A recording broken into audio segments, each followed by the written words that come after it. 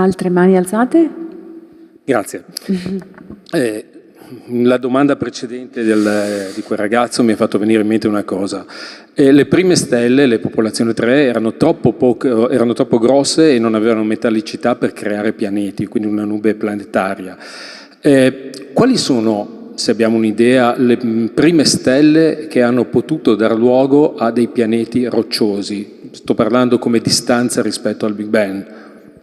Quelles sont les premières étoiles qui ont pu donner de la naissance à des planètes rocheuses?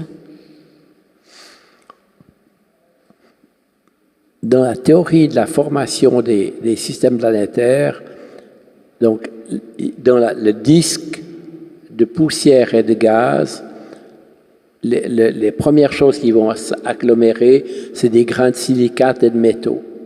Donc, ils vont former des planètes rocheuses. Il n'y en a pas beaucoup de masse de ces grains, donc on ne va pas pouvoir faire d'énormes planètes avec ça. Et c'est seulement quand ces boules de bord de 10 fois la masse de la Terre vont pouvoir accréter des particules de gaz ou de glace, eh bien qu'elles vont pouvoir grandir en masse et atteindre des masses comme Jupiter.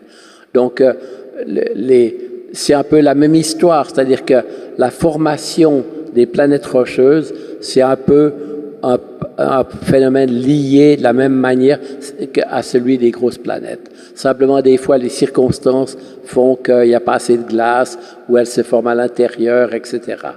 Mais comme dire, on ne peut pas dire que on peut dire seulement des planètes rocheuses ou seulement des planètes gazeuses, non. Ultima domanda.